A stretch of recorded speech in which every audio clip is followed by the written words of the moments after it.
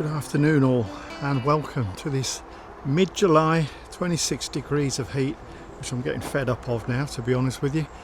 Mid-July visit to Bedford Purlieus Wood for Broad Leaved Helleborine. Now, I'd made a promise. I know some people like Helleborines. I'm not keen on them. Peterborough is also a sort of reverse oasis for Helleborine. We don't have any. Bedford Purlieus Wood throws up a few Broad Leaved Helleborine on a good season. I don't know if this is a good season or not. We've had the odd violet Helleborine here in the past, but it's been 2 or 3 years since we've seen them, and that's it basically. So that's the reason I'm not that enthusiastic, because I just don't see them. If I'm going to do Helleborines, I have to go down to Bedfordshire, and to be honest with you, I'm too knackered to do that. So I was going to miss them out, but I've come along to Bedford Purlieus Wood. If we find Broad Leaved Helleborine, that would be kind of nice. They're our sort of local contribution, if you like, to the Helleborine world. So fingers crossed. I think we're too early. It should be too early, but everything is being screwed up by this heat. Everything is running fast and early here. Things have gone over that should still be in their full glory, like pyramidals. So I'm thinking maybe the Broad Leaved Helleborines are ahead of themselves, and we're going to bump into loads of them. And that's the theory, so let's go and have a look. I was looking back at some of my past videos, which gives me some idea of when to start looking for what. And I found Helleborine here at Bedford Purlieus around about now. In previous years I've also found them early mid-August at the same site. So I think they have a very broad growing season. So it gives me some optimism that we'll see something. But there's every chance we'll blank it, in which case you'll never see this video. But yeah, I'm hopeful we'll find something. But the heat is, I mean, we've had 3 weeks of incredible heat now, and I don't know what that does to Helleborines, but they're all over social media, so there is some optimism. I've seen pictures from south, I've seen pictures from north, so we must have a chance. I'll do things in reverse this year for a change. Instead of piling into the wood first, I'm going to stay on this path, because the best Broad-leaved Helleborine in recent seasons have been growing at the side of this path, so we'll do that first. If we blank it down here, we'll be in trouble, I think. Fingers crossed. Not seeing anything at the moment. Can't even find any non-flowering plants, which are usually dotted around. Mind you, the Helleborines here, I mean, you see the pictures on social media and they look spectacular. But our Broad-leaved Helleborine here at Bedford Purlieus are usually pretty diminutive things.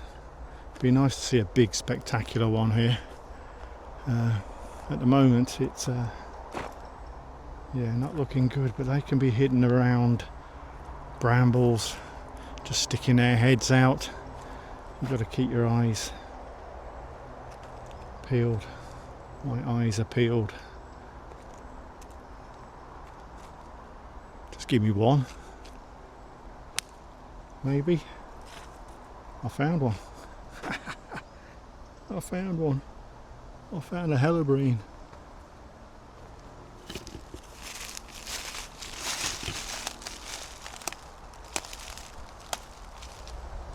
There you go. I'm chuffed. The Bedford Purlieus Broad Leaved Helleborine.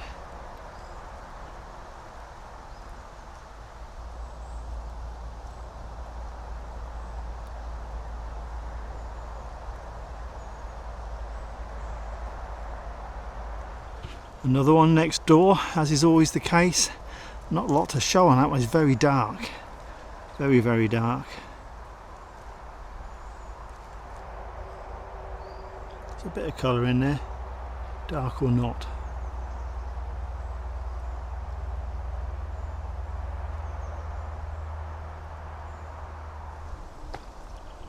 There's one over there standing proud all on its own, in isolation.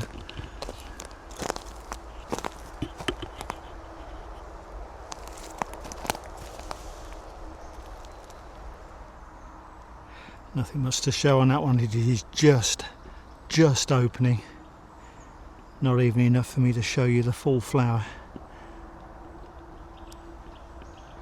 Another one sitting down there on the other side of the path.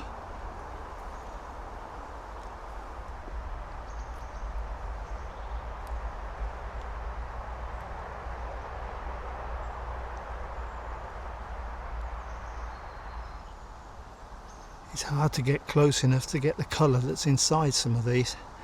They're a lot prettier close up than they are from a distance.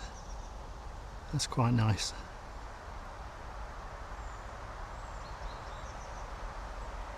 Lots of small plants dotted around that are going to flower.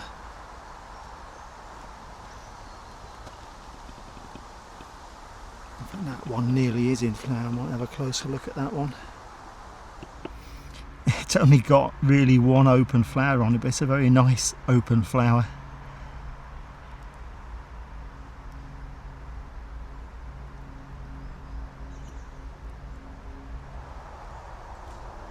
Another nice colourful one.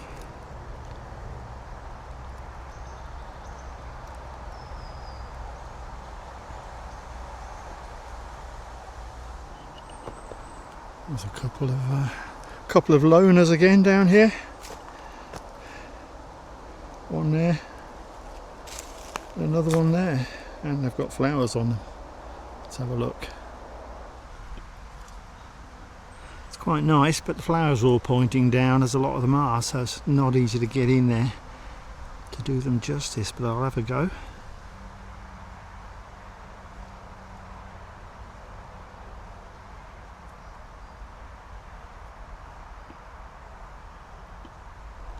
Not a lot of colour in that one. It's quite nice though.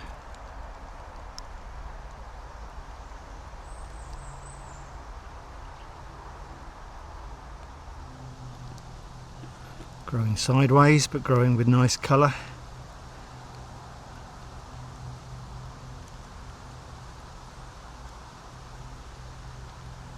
A resident spider keeping an eye on it. There you go, there's the pick of the bunch so far. Very good. Try and get the wind to stop blowing. That's definitely the best that we've seen.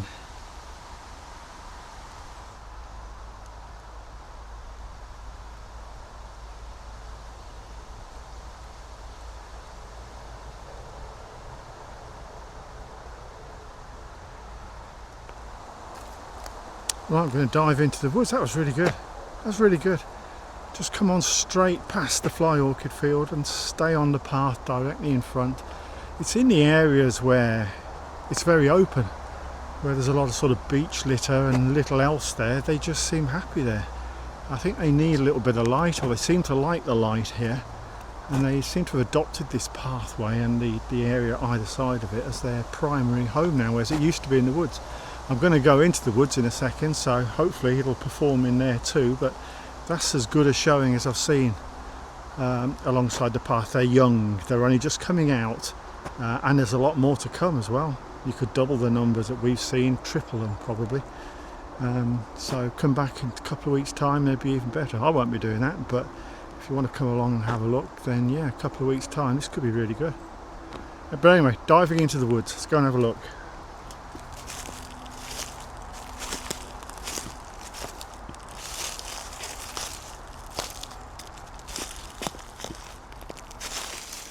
Now, these woods can be good. They used to be really good for Broad Leaved Helleborine, but in more recent seasons they've been blanks really. They've just not performed.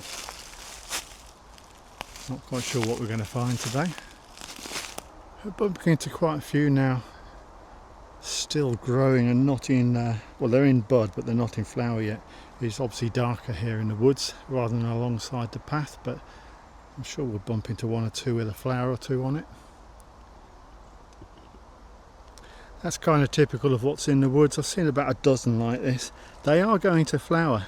They look a long way off, so that's probably 3 to 4 weeks away from flowering, so there will be some in the woods, but there's not going to be many compared to the heyday when you'd probably find 30, 40, 50 in here. There's a few of them struggling on, but the best of them seem to be down by the path.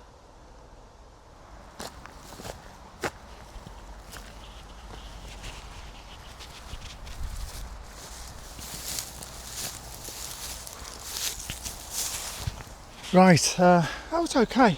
That was okay.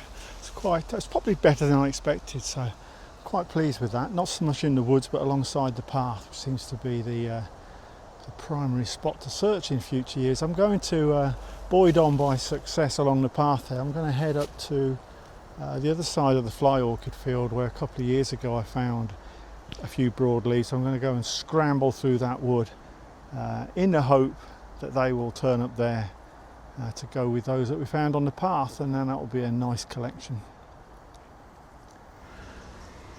No joy, no joy. Had to look. I think it's about 4 years ago I came in the woods somewhere around here. But it's a big woods, and I haven't got any sort of what 3 words references, so I'm basing my searches on distant memories, and obviously getting it wrong, or they're just not here anymore. But there you go, got a look. All in all, to be honest, I know we didn't see much, and people who see a lot of helleborines down south or even up north will be laughing at the fact that we found whatever, half a dozen diminutive broad-leaved helleborine. But for me, I've been here several times and found nothing.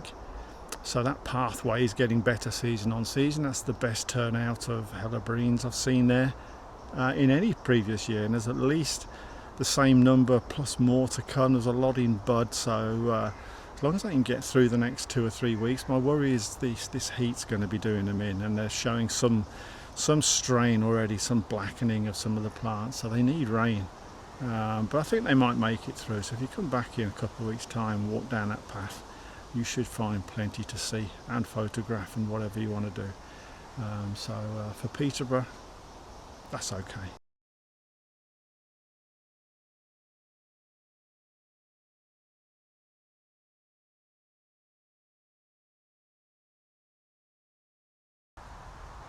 That's what I feared. Frazzled, gone over. That was a broad-leaved helleborine, so yeah, going to need to cross a few more fingers now. Well, just about grabbed that one.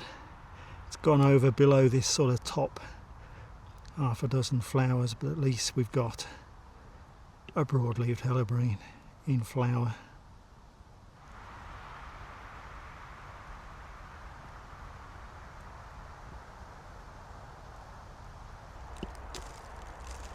There's another one just about hanging on.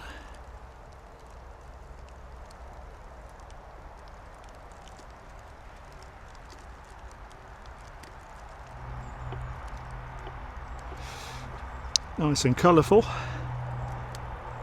If only I saw this a week ago.